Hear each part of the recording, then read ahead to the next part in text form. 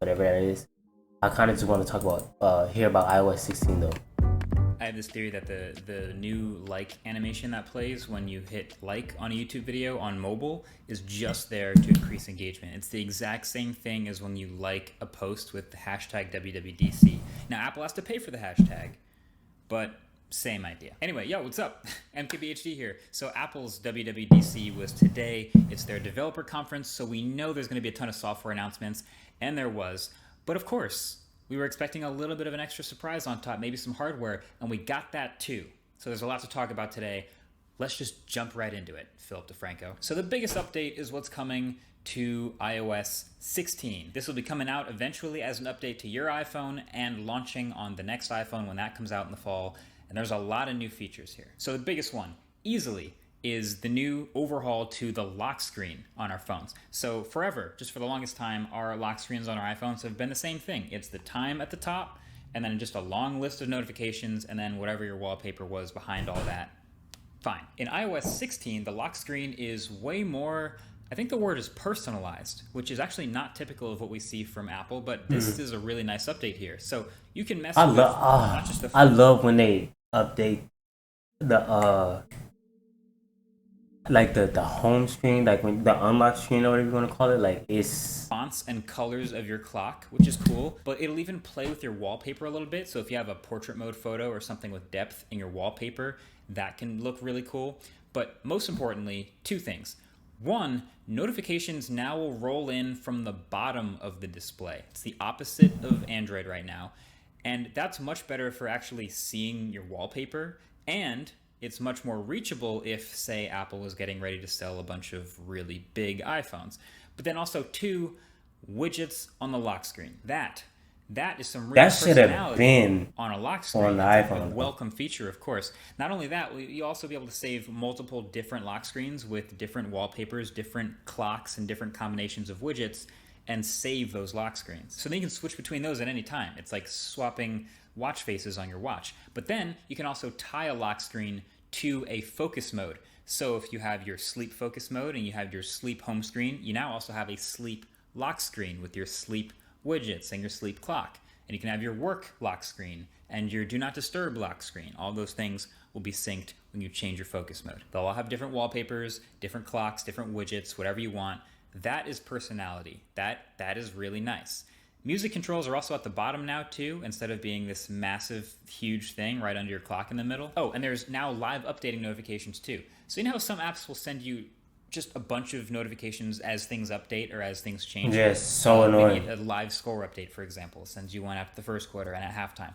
Well, now there's a new feature called, what is it called?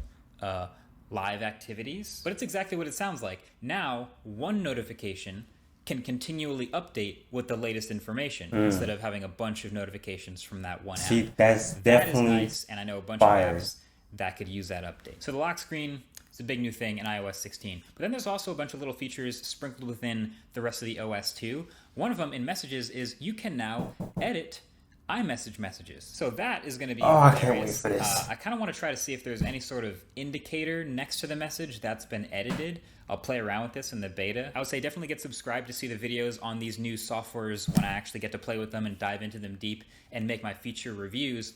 But yes, you will be able to edit iMessages, and you'll also be able to undo send, and you can also mark a thread as unread. And yes, I am a little bit salty that you can edit an iMessage before you can edit tweets, assuming that doesn't happen by fall. There's also a couple new share play experiences to easily discover things you can watch together with someone, and they dramatically improved on-device dictation so you can move back and forth between voice and touch as you're typing something. This feature looks really cool. It actually looks very similar to what Google just did with the last version of the Pixel, which made the Pixel the best voice-to-text phone on the planet and really changed the way I use it. So I'm looking forward to seeing if this is as good as that.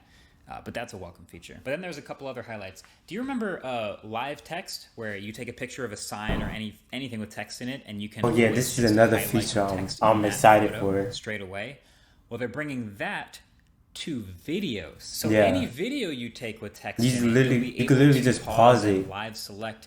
And if that works well, That's going to be, I think, incredible. I mean, I feel like that's low-key unreal for students. Like, you just record your whiteboard after a lecture and it just makes your notes more useful. But then they took it another step further and they also showed Yes, a bro. I touching can't and wait for holding a this. subject of a photo, and it lifts the subject into an object that you can copy and paste like text. That's amazing.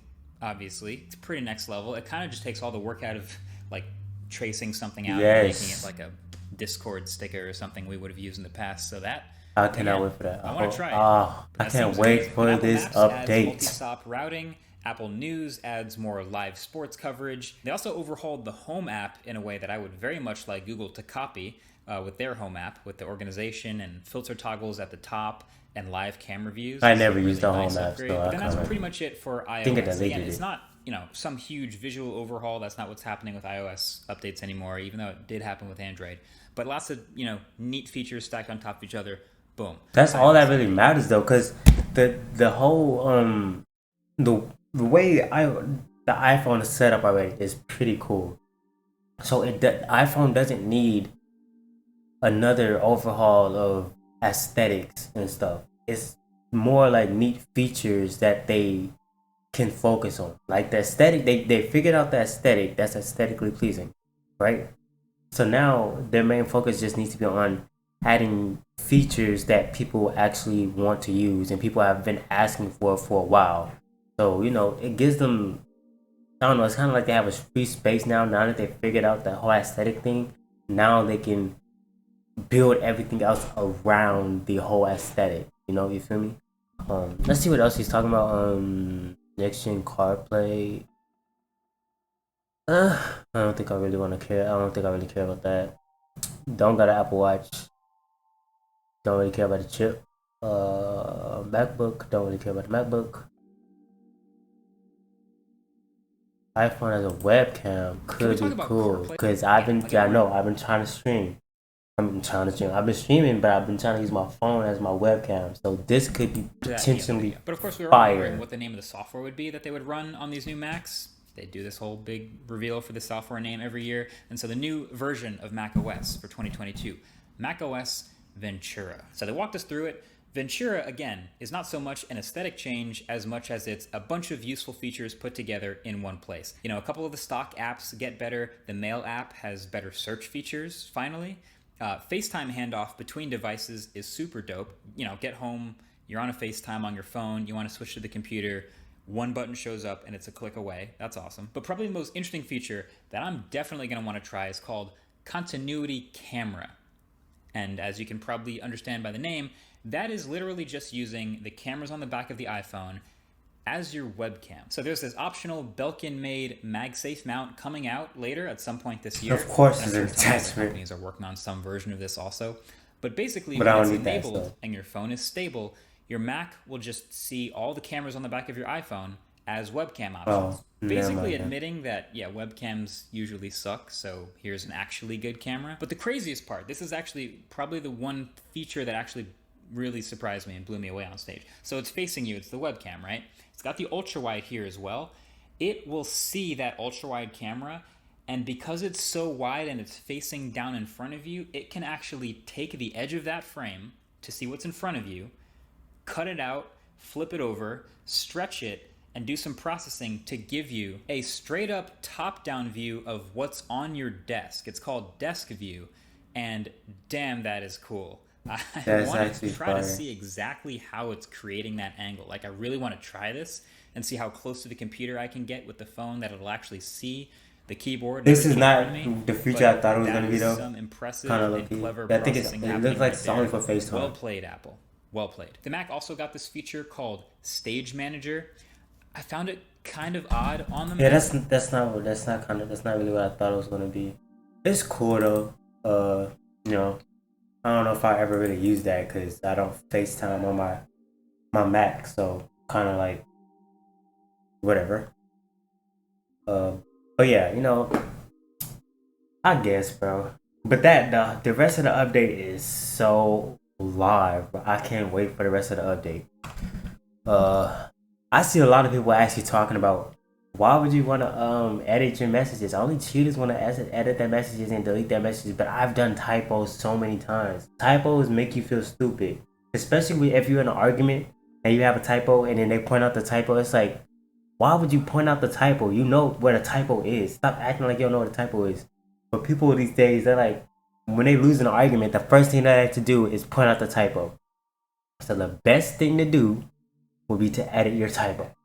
You feel me? That would be the best thing to do. And the people that's worried about cheaters, you shouldn't be in a relationship. Let's be honest. You shouldn't be in a relationship with somebody you think is going to be cheating on you. If they're not fully honest with you, then don't be in a relationship. And it's kind of hard to say it because of this whole generation as a whole, but it's whatever, you know.